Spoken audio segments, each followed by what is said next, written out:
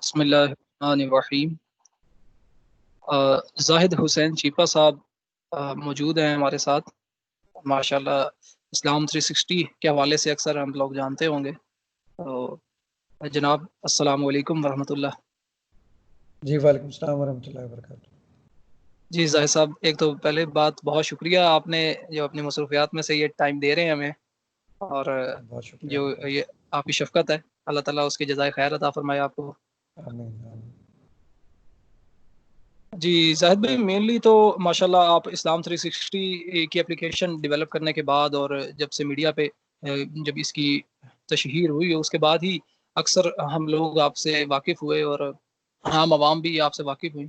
लेकिन उसके पस पर्दा जो आपकी माशाल्लाह से कोशिशें और मेहनत रही इस हवाले से कुछ उस बारे में अपने कुछ एक्सपीरियंसेस बताइएगा। और इस्लाम 360 को एप्लीकेशन को डेवलप करने की क्या वजह पेश आई, या आपके जहन में वो क्या थॉट्स थी जिसकी वजह से आपने ये इतनी कोशिश की और ये इतनी एक कंटिन्यूस जो फेज था कोशिश का, और उसके बाद ये एक वर्ल्ड लेवल की एप्लीकेशन जिसके अंदर कुरान पाक के तर्जमा, तफासिर और अहादीस और माशाल्लाह बहुत से उलमा का तर्जमा मौजूद है।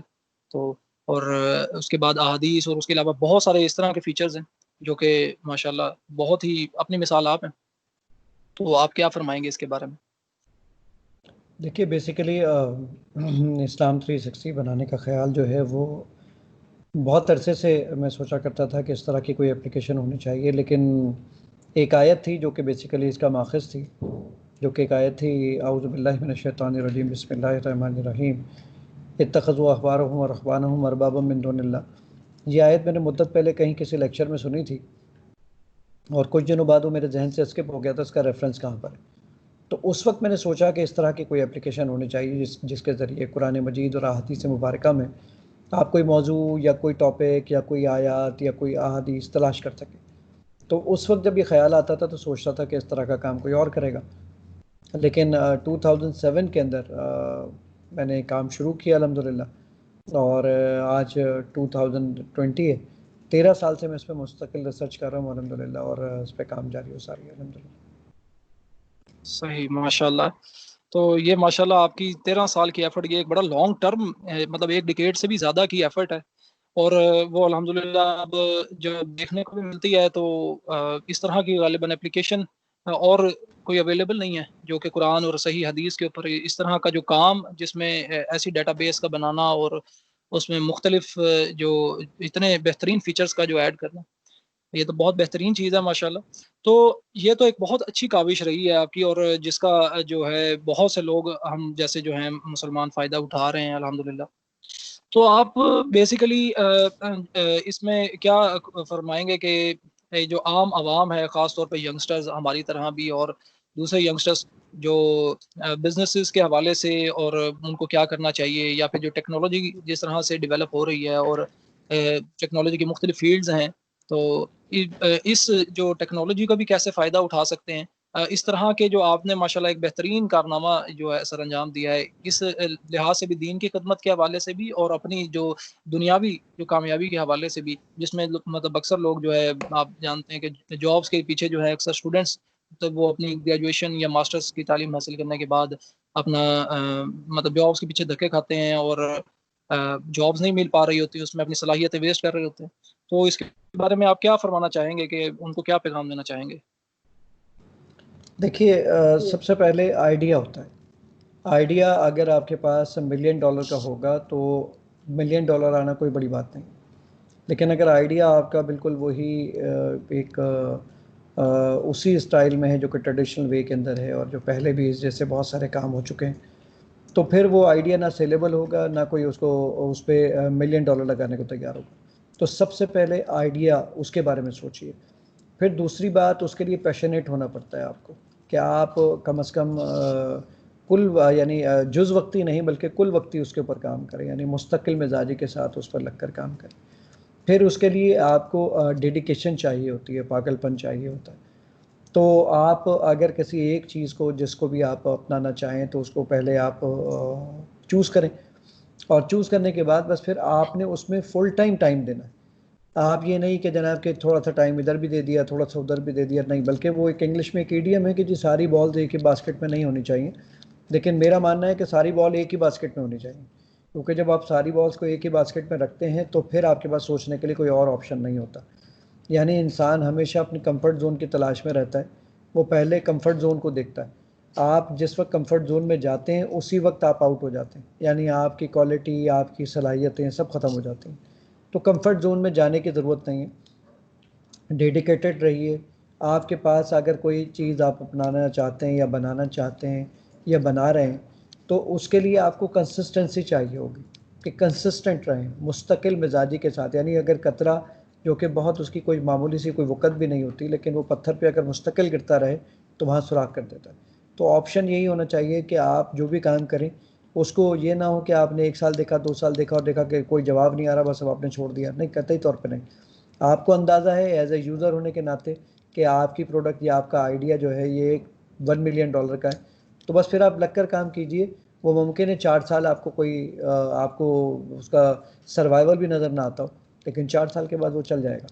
तो ऑप्शन यही है कि आपको टाइम लगाना है, और टाइम लगाने के बाद फिर उसका रिज़ल्ट अल्लाह ताला पे छोड़ देना है। तो ये, और अल्लाह ताला से बेहतरीन अजर देने वाला कोई नहीं है और बेहतरीन कदरदान भी कोई नहीं है। आप जब काम करेंगे तो अल्लाह आपकी मेहनत को रायगा नहीं जाने देगा, ये मेरा ईमान है। सही, माशाल्लाह। अच्छा ज़ाहिद भाई, जो आपका, जो मैं इस हवाले से समझ सका हूँ कि आप फरमा रहे हैं कि 100% जो है आप अपने काम में, या जो भी आपका जिसमें आप पैशनेट हैं या जो भी आप करना चाहते हैं उसके अंदर दें, तो फिर ही कामयाबी जो है वो मिलेगी। तो सर आप मुझे इस्लाम 360 के बारे में अगर अपना एक्सपीरियंस बताएं। आपने क्या फुल टाइम जो है, आप जब इसकी डेवलपमेंट में, जो एप्लीकेशन के अंदर जब आपने शुरू दिन से स्टार्ट किया, तो क्या 100% जो है आपका टाइम जो है इसी के ऊपर सर्व कर रहे थे? इसके अलावा जो बिजनेस की मसरूफियात और जो बाकी मसरूफियात इसके अलावा जो हैं, तो उनसे किनारा का शौक है क्या? जो ये जो अपना मेन स्ट्रीम आपका वर्क है उसी के ऊपर 100% दे रहे थे, या फिर साथ में बाकी चीज़ों को भी लेके चल रहे थे? नहीं, मैं उस वक्त जब इस पे रिसर्च कर रहा था तो जब तो मैं उस पर 100% नहीं देता था, क्योंकि लाजमी सी बात थी कि वो तो मैंने कहा आइडिया। तो ये तो सारी बातें आज हमने सोची ना इस चीज़ के बारे में कि जी पैशनेट होना चाहिए। ये उस तमाम हादसात और हवादिस से गुजरते हुए आज इस मकाम तक पहुँचे तो पता चल रहा होता है कि नहीं जनाब, ये होना चाहिए। पहले तो लाजमी सी बात है कि मैं भी एक ग्रेजुएट था और चीज़ें सोचा करता था कि बस अभी ये नहीं चला कोई और ले लो, ये नहीं चलेगा कोई और ऑप्शन लेकर आ जाओ। तो उस वक्त भी मैं इस पे फुल टाइम तो नहीं था, लेकिन जब इसको इनिशिएट किया तो बस फिर ये सोचा कि नहीं अब छोड़ना नहीं है। तो जब मुस्तकिल इस पे काम करता रहा और 4 साल तक, यानी इस पे कोई एक्सेप्टेंस नहीं थी इसकी। मैं जिसको भी दिखाता था तो वो कहता था बस ठीक है, वो कोई बड़ा काम तो है नहीं है, तो इतनी वैल्यू नहीं देता था। लेकिन 2-4 साल के बाद, यानी 2007 से जब बनाना शुरू किया, 2011 में इसका सबसे पहले एक डेस्कटॉप वर्जन बनाया सिर्फ कुरान का। अब तो कुरान, हदीस और बहुत सारी चीज़ें मौजूद हैं। तो उस वक्त सिर्फ कुरान का एक ऑप्शन बनाया था, सर्च कुरान के नाम से एप्लीकेशन बनाई थी।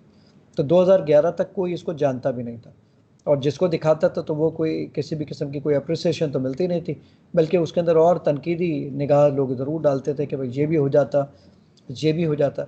यानी लोग ये नहीं देखते थे कि इसमें क्या है, ये ज़रूर देखते थे कि इसमें क्या नहीं है, और उसके ऊपर बहुत सारी बातें करते थे, जो कि लाज़मी बातें हमारे लिए ये बहुत ज़्यादा ये समझिए कि वो तामीरी कम और तनकीदी ज़्यादा होती थी, तो बहुत ज़्यादा मुश्किलात होती थी। तो उस वक्त सोचा कि नहीं यार, काम करते रहना चाहिए, चाहे मैं इसको पार्ट टाइम ही करूं, लेकिन इसको मुस्तकिल इस पे रिसर्च जारी रहनी चाहिए। तो 2011 में, जब इसको 2011 में पहली बार इसकी एक जो डेस्कटॉप वर्जन बनाया और उसके बाद उसको एक टीवी पे दिखाने का मौका मिला, तो उस वक्त समझ आया कि लोगों को कि यार ये तो बहुत काम की चीज़ है, और फिर लोग उसको इस्तेमाल करने लगे। तो बस वो दिन है, आज का दिन है, और उसके बाद मेरे ख्याल से 2011 में ही आखिरी इम्तहान अल्लाह ताला ने बस ये लिया था कि जी जॉब रखनी है या इस्लाम 360 रखना है। तो उस वक्त अल्लाह ताला ने दिल में बात डाली कि जनाब के जॉब को मैंने रिज़ाइन किया वहाँ से, कि नहीं जनाब मैं जॉब कंटिन्यू नहीं कर सकता और इस्लाम 360 को कंटिन्यू करना चाहता हूँ। तो जॉब को डिसकंटिन्यू कर दिया। फिर उसके बाद में ऑन एंड ऑफ, यानी साथ साथ फ़िक्र माश के लिए जो दूसरे काम है, यानी जैसे मैं सॉफ्टवेयर डेवलपमेंट करता था, प्रोजेक्ट्स बनाता था, वो बनाने लगा जो फ्रीलांस के तौर पे, और साथ साथ फिर जो है मैं चार्टर्ड अकाउंटेंट स्टूडेंट्स को पढ़ाने लगा। तो वो मैं पहले भी पढ़ाता था, लेकिन अल्लाह ताला ने उसमें बहुत आसानियाँ कर दी और मेरे टाइम में बहुत बरकत दे दी अल्लाह ताला ने। तो बस उसके ज़रिए अब ये हुआ कि मैं ज़्यादा वक्त जो है वो पढ़ाने पे भी लगाता था और इस्लाम 360 पे भी लगाता था। तो आज भी ऐसा ही है कि मैं दूसरे अपने जो कमर्शियल प्रोजेक्ट्स हैं वो भी मैं कर रहा होता हूँ और साथ साथ इस्लाम 360 को भी चला रहे होते हैं। लेकिन अल्लाह का शुक्र है, अब जो टाइम का ज़्यादातर वक्त है, यानी जो दिन का ज़्यादातर वक्त है, वो इस्लाम 360 पे गुजरता है। सही, माशाल्लाह। तो माशाल्लाह जाहिद भाई, आपका जो ये एक्सपीरियंस है इससे तो बहुत कुछ सीखने को मिल रहा है। और जिस तरह से आपकी ये प्रॉब्लम सॉल्विंग अप्रोच रही कि मतलब लोग इस चीज़ को समझते भी नहीं थे, और आपकी माशाल्लाह जो इसमें एफर्ट्स थी, तो आपने लोगों की इस हवाले से परवाह नहीं की कि लोग क्या कह रहे हैं और क्या कन्वेंशनल या ट्रेडिशनल चीज़ें चल रही हैं, या कौन सी जो है एक मतलब रिवायात या फिर वो जो समझ लें कि बिलीफ सिस्टम एक लोगों का चल रहा है। आपने माशाल्लाह एक ये आपकी मेंटल टफनेस या कह लें या इमोशनल कंट्रोल जो आपका, जो इसमें एक लॉन्ग पीरियड में आपको इस तरह से इस पे एक तो कंटिन्यूटी के साथ आप माशाल्लाह इस पे एफर्ट करते रहे, तो इससे भी काफ़ी कुछ सीखने को मिल रहा है। तो आपके जो एक्सपीरियंसेस से जो मैं समझ रहा हूँ कि आपने माशाल्लाह इसको तो अल्लाह ताला की रज़ा के लिए इस पे कोशिश करते रहे, लेकिन साथ में इसको आपने अपना कोई बिज़नेस नहीं बनाया। अपने बिज़नेस को जो है वो आपने अलग रखा है, और इस चीज़ को आपने एक बड़े मकसद के तहत अलग रखा है। जी, बिल्कुल ऐसा ही है।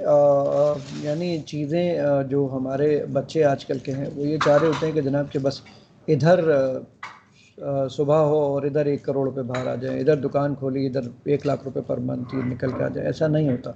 ओवर द नाइट कुछ नहीं होगा। यानी ऐसी बात नहीं है कि बस हमने सोचा और मज़े कर रहे होंगे आज लाइफ़ के अंदर, ऐसा नहीं है।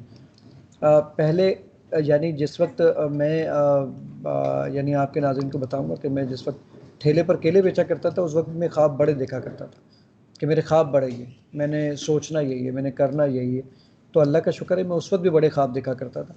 तो सबसे पहले ख्वाब को यानी हकीकत में बदलने के लिए सबसे पहले ख्वाब देखना ज़रूरी है। तो पहले पैशनेट हो, पहले आपको ये पता होना चाहिए कि आपने जाना कहाँ है। जब आपकी मंजिल का तयन आपको मिल जाए, पता चल जाए, तो फिर ज़रूर फिर देखिए। हम भी ये सोचा करते थे कि जनाब कि इस मुल्क में जाएंगे, इधर ट्रैवल करेंगे, इसमें बैठेंगे, उसमें वो सारी चीज़ें जब आज हम कर रहे होते हैं, तो वो अल्लाह का शुक्र है, ये इस चीज़ के बाद कि पहले इस चीज़ के बारे में अल्लाह ताला ने एक ख्वाब, ये ख्याल दिल में डाला और उसके बाद इसको करने के लिए निकले। तो पहले हमारे जो बच्चे हैं, पहले उनको ये सोचना चाहिए कि जनाब उनको करना क्या है, और जो करना है उसके मुतालिक फिर कम से कम उनके पास एक जुनून होना चाहिए। फिर करने निकलें तो कोई बईद नहीं है। अगर उनके दिल में ये ख्वाहिश है कि वो चाँद पर अपना घर बनाएंगे, तो कोई इसमें बुरी बात भी नहीं है और कोई यानी नामुमकिनात में से भी नहीं है।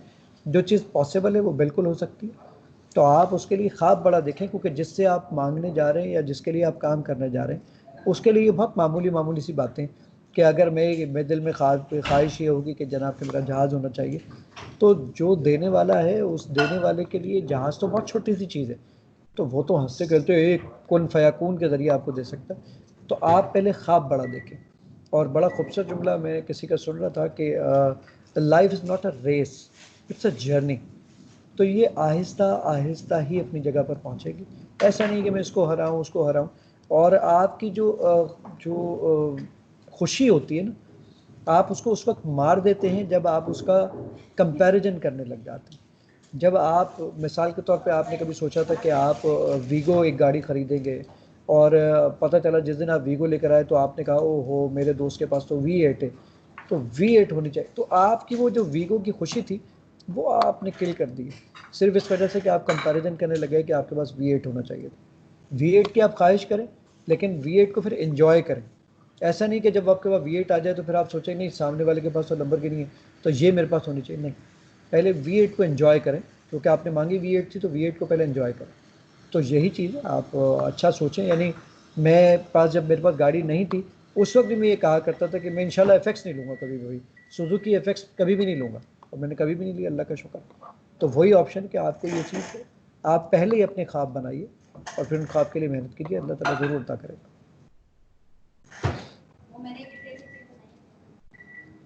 जी, माशाल्लाह। जी, माशाल्लाह, ये जो आपकी गुफ्तगू है माशाल्लाह, इसके अंदर अल्लाह ताला के ऊपर तवक्कल और अल्लाह ये चीज़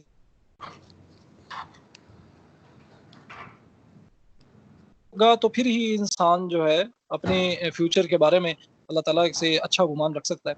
तो ये बल्कि इस्लाम के बुनियादी, अगर हमारे मुसलमान हैं अल्हम्दुलिल्लाह, हमारा ईमान है, तो ये बुनियादी अकायद में से है कि हम अल्लाह ताला जो चाहे कर सकता है, अल्लाह ताला से जो चाहे मांग सकते हैं, और अल्लाह ताला देने वाला है, अल्लाह ताला चाहे तो उससे नवाज सकता है। तो ये जो बड़ी सोच का होना, जो कि आज जदीदियत या मोटिवेशनल स्पीकर्स के ज़रिए से हमें वो कुछ मतलब ये चीज़ एक आम सुनने में मिलती है कि बड़ा सोचना और ये चीज़ें, तो वो अल्हम्दुलिल्लाह हमारे बुनियादी जो है वो अकायद में से एक ये इस चीज़ पे हिस्सा है कि अल्लाह ताला जो चाहे कर सकता है। तो हमें जो है पुरुम्मीद रहना चाहिए, और इसके लिए जो बड़ी सोच है, ये एक बड़ा अच्छा फ़लसफ़ा है माशाल्लाह, जो इसके बारे में आपने भी इसके बारे में कहा कि एक बड़ी सोच होना चाहिए। और अक्सर जो कामयाब लोगों को देखा गया है, तो वो भी इसी बारे में कहते हैं कि एक बड़ा विज़न होना चाहिए, एक बड़ी सोच इंसान की होनी चाहिए। तो उसके बाद उसके ऊपर एक्शंस जब वो करता है, तो वो फिर एक किसी मंज़िल की तरफ उसको लेकर चलता है। तो सर, आपने इसमें एक चीज़ अर्ज़ की कि पैशन के बारे में। तो आप पैशन को कैसे डिफ़ाइन करेंगे? देखिए गालिब का एक शेर है कि भरम खुल जाए ज़ालिम तेरी कामत की दराज़ी का, भरम खुल जाए ज़ालिम तेरी कामत की दराज़ी का, अगर इस तुर्राए पुर पेचो खम का पेचो खम निकले। तो ऑप्शन ये है कि पहले आपको जो आप कुछ होता है ना जो लोग यानी आता जाता कुछ नहीं है लेकिन उसके लिए ज़बान इतनी बड़ी चलाते हैं, जनाब ये भी फिर हमें लगता ये है कि जनाब ये तो प्रेसिडेंट के राइट हैंड है और सारे काम दुनिया में इनके बदौलत हो रहे हैं, ऐसा। तो ऑप्शन पहले ये है कि देखिए वो उर्दू में एक मुहावरा है कि थोता चना बाजे घना। तो आपके पास जो लोग होते कुछ नहीं है वो ज़रा बचते ज़रा ज़्यादा है। तो बताना नहीं है आपने काम, जो आप सबसे पहले जो आप करने चाह रहे वो पहले अपने हद तक रखिए। बंद मुट्ठी सवा लाख की होती है, आप अगर पहले ही उसका ढंडोरा पीट देंगे तो वो फिर काम नहीं होगा। करके देख लीजिए, बहुत सारे लोग बहुत कुछ बताने की कोशिश करते हैं, जी मेरे बस मामू अब आने वाले, उसके बाद वो वीज़ा भेज रहे हैं और फिर मैं तो चला जनाब दुबई, या मैं तो चला हॉलैंड,